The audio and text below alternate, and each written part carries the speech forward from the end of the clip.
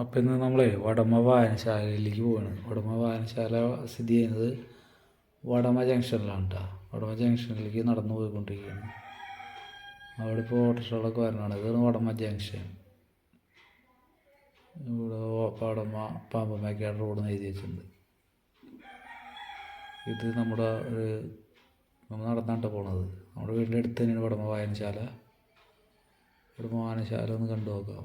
വടമ വായനശാല അവിടെ തുറന്നിട്ടില്ല എന്ന് തോന്നുന്നത്. തുറക്കണ സമയം എപ്പോഴാണെന്ന് അറിയില്ല. നിലവിൽ അവിടെ തുറന്നിട്ടുണ്ടാവും. ഇത് ജംഗ്ഷനാണ് കേട്ടോ, വടമ ജംഗ്ഷൻ.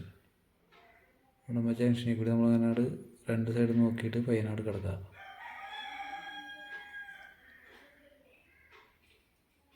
ഓക്കെ, ഇത് നമ്മുടെ ഒരു പഴയ ബിൽഡിംഗ് ആണ് കേട്ടോ. ഇത് വർഷങ്ങൾ പഴക്കമുള്ളൊരു ചുമര എഴുത്തുന്നത് പേപ്പറിലൊക്കെ ഉണ്ടായിട്ടുണ്ട് ഇതിനെക്കുറിച്ച്.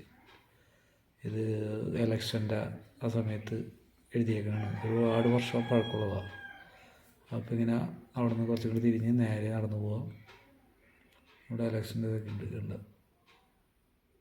നേരെ പോയി കഴിഞ്ഞാൽ നടന്ന് കുറച്ചാണ് പോയാൽ കാണാം. വഴിയൊക്കെ മോശമാണ്. ഇതിൽ ചെറിയൊരു ഓട്ടോറിക്ഷ മാത്രമേ കടന്നു വരുള്ളൂ കേട്ടോ. ഓട്ടോറിക്ഷയിലേക്ക് കടന്നു വരും. അപ്പോൾ വടമ വായനശാലയുടെ അവസ്ഥ എന്താണെന്നും വടമ വായനശാല പ്രവർത്തിക്കുന്നുണ്ടോയെന്നും നമുക്ക് നോക്കാം. നമ്മൾ ഏകദേശം ഒരു വൈകുന്നേരത്താണ് കേട്ടോ യാത്ര ചെയ്യണത്. വൈകുന്നേരം ഒരു 4 മണിയൊക്കെ ആയിട്ടുണ്ടാവും. 4 മണി 5 മണി സമയത്താണ് തോന്നുന്നത്. ഏകദേശം എത്താറായിട്ടുണ്ട് നമ്മൾ വടമ വായനശാലയിലേക്കിട്ടാണ്. വടമ വായനശാല അറിയാത്ത ആൾക്കാരുണ്ടെങ്കിൽ ഒന്ന് കമൻറ്റ് ചെയ്തോളൂ. നമുക്ക് വടമ വായനശാല ഇതാണ്. അവിടെ ഇപ്പോൾ പ്രവർത്തിക്കുന്നുണ്ടോയെന്ന് നമുക്ക് നോക്കാം. അവിടെയോ